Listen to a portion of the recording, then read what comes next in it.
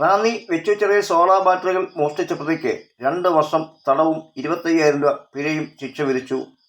വെച്ചുച്ചിറ ചേത്തക്കൽ കൂത്താട്ടുകുളം കാവുമുക്കത്ത് വീട്ടിൽ ആശിഷ് എന്ന് വിളിക്കുന്ന ജോർജ് മാത്യു 36-നെയാണ് റാന്നി ജുഡീഷ്യൽ 1-ാം ക്ലാസ് മജിസ്ട്രേറ്റ് അരുൺകുമാർ RC വിചാരണ പൂർത്തിയാക്കി 2 വർഷത്തെ തടവിനും 25,000 രൂപ പിഴ അടയ്ക്കുന്നതിനും ശിക്ഷ വിധിച്ചത്.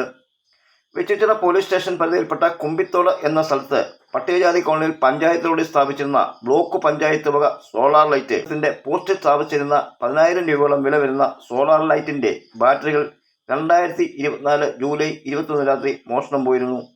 സ്ഥലത്തെ വാർഡ് മെമ്പർ സതീഷിന്റെ പരാതിയിൽ വെച്ചുച്ചിറ പോലീസ് സബ് ഇൻസ്പെക്ടറായി സായി സെനൻ FIR രജിസ്റ്റർ ചെയ്ത് സീനിയർ സിവിൽ പോലീസ് ഓഫീസർ നെൽസനൊപ്പം പ്രാഥമിക അന്വേഷണങ്ങൾ നടത്തി. തുടർന്ന് കൂടുതൽ അന്വേഷണം നടത്തി പ്രതിയെ അറസ്റ്റ് ചെയ്യുകയും കോടതിയിൽ ചാർജ് ഷീറ്റ് സമർപ്പിക്കുകയും ചെയ്തു. പോലീസ് ഇൻസ്പെക്ടറായിരുന്ന MR സുരേഷ് ആയിരുന്നു അന്വേഷണം പൂർത്തിയാക്കി കാലതാമസം കൂടാതെ കോടതിയിൽ കുറ്റപത്രം സമർപ്പിച്ചത്. വിചാരണയ്ക്കായി എടുത്ത ഇക്കാലമത്രയും പ്രതി ജയിലിൽ തന്നെ കഴിയേണ്ടി വന്നു. പ്രോസിക്യൂഷനു വേണ്ടി അഡീഷണൽ പബ്ലിക് പ്രോസിക്യൂട്ടർമാരായ B. അനിൽകുമാർ, സൗമ്യ രഘു എന്നിവർ കോടതിയിൽ ഹാജരായി. Civil police officer Anoop Vijayan കേസിന്റെ വിചാരണയിൽ പ്രോസിക്യൂഷൻ സഹായിയായി പ്രവർത്തിച്ചു.